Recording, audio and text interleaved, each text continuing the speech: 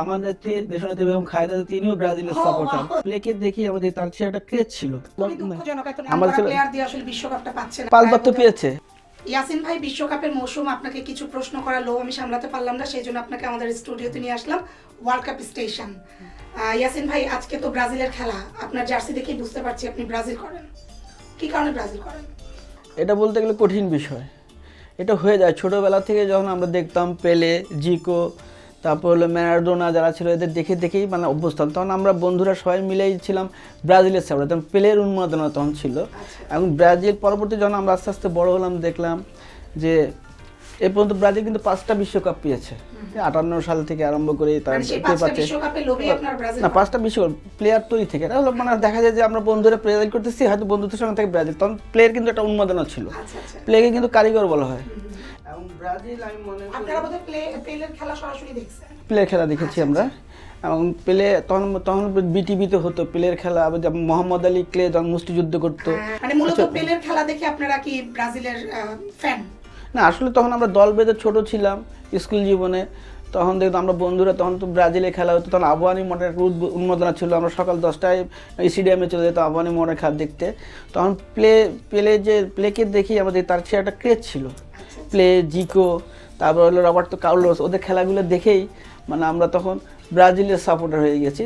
পরবর্তীতে যখন আস্তে আস্তে বড় হলাম, দেখলাম যে আমার নেত্রী দেশনেত্রী বেগম খালেদা জিয়া তিনিও ব্রাজিলের সাপোর্টার। সেই ক্ষেত্রে আমরা আরও বেশি উন্মাদ হলাম। তো ব্রাজিল আসলে প্লেয়ার তৈরি করার কারিগর। তা আপনার কথার প্রেক্ষিতেই আসি ভাই, আপনি বলছিলেন যে ব্রাজিল হচ্ছে গিয়ে খেলোয়াড় তৈরির কারিগর। তাহলে আজকে সেই 2002 সালে লাস্ট তারা বিশ্বকাপ পেল এবং খুবই বাজে কিন্তু পারফরমেন্স।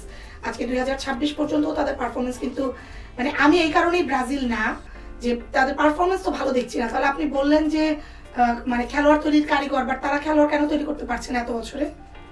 খেলোয়াড় তৈরি করতে পারছে এটা কিন্তু ভুল কথা। আপনি যে যারা একদিন খেলে গিয়েছে আরেকবার তৈরি হতে হবে।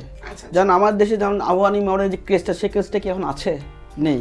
এখন ফুটবলে কিন্তু আবার তৈরি হচ্ছে আস্তে আস্তে, যেটা চেষ্টা করছে। আপনি কি বলতে চাচ্ছেন, মানে আপনিও তো বলতে চাচ্ছেন মনে হয় যে এখন ক্রেজ আসলে আর্জেন্টিনা না, ক্রেজ আর্জেন্টিনা, এটা সাপোর্টার এক একজন এক এক দিক হতে পারে, কিন্তু ক্রেজ বর্তমান বাংলাদেশে আমাদের আর্জেন্টিনার সাপোর্টার আমি মনে করি বেশি। কিন্তু আমরা যেটা দেখে এসেছি যে প্লে থেকে, জিকো থেকে ম্যারাডোনা আর্জেন্টিনার সাপোর্টার ছিল, তাকে যে ঈশ্বরের গোল সেটাও কিন্তু বদনাম আপনাদের রয়েছে।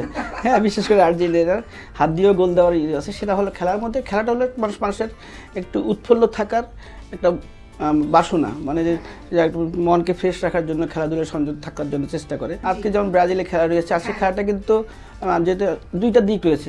একটা হলো আমাদের এশিয়ার দল জাপান, আরেকদিকে ব্রাজিল। যদিও আমি ব্রাজিলের সাপোর্টার, কিন্তু টেনশনে পড়ে, যেহেতু মাতৃভূমির কথা চিন্তা করলে এশিয়াকে সাপোর্ট করতে হয়। কিন্তু একটা সময় আসে যায় ভালো বন্ধু, সেই হিসাবে রাষ্ট্র, সেই হিসাবে ব্রাজিল, আমি চাই ব্রাজিল চ্যাম্পিয়ন হোক। কিন্তু আবার মাতৃভূমি বলতে একটা কথা আছে, যেমন এশিয়ার একটা দেশ এখন পর্যন্ত জাপানই টিকে আছে।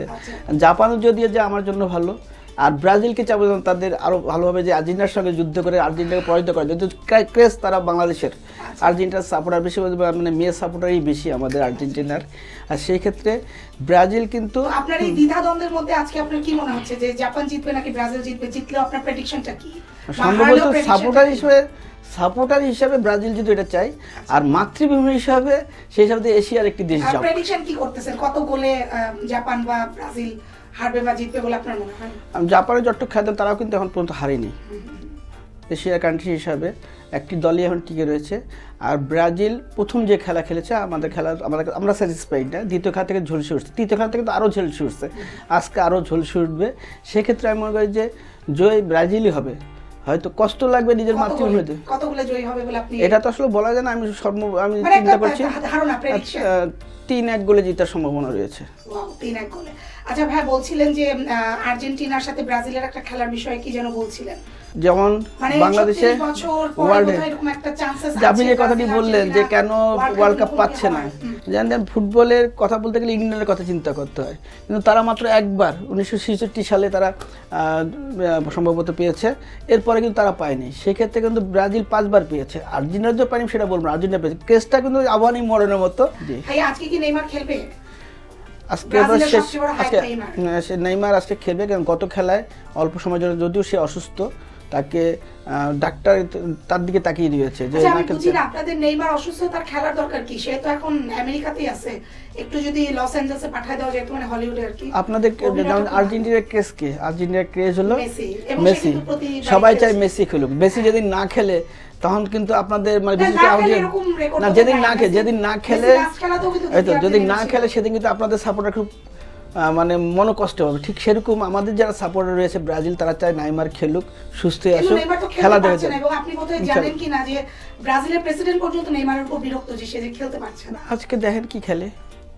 আচ্ছা, আমরা খুবই আশাবাদী, আমরা চাই আজকে নেইমার ওই যে আমি বললাম প্রথম খেলা কিন্তু ব্রাজিল ভালো খেলতে পারেনি, দ্বিতীয় খেলা ব্রাজিলে খেলা দেখেন নেইমার ছিল না তাই খেলতে পারে নাই।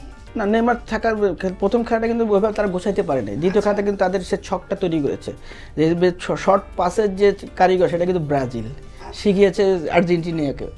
আর্জেন্টিনাকে শিখিয়েছে শর্ট পাসে যারা খেলাধুলা করে, খেলতে খেলতে কিন্তু কারিগর হলো কিন্তু ব্রাজিল। এবং খেলোয়াড় তো যে নাম করা খেলোয়াড়ের মধ্যে ম্যাক্সিমামই কিন্তু সবই হলো ব্রাজিলের।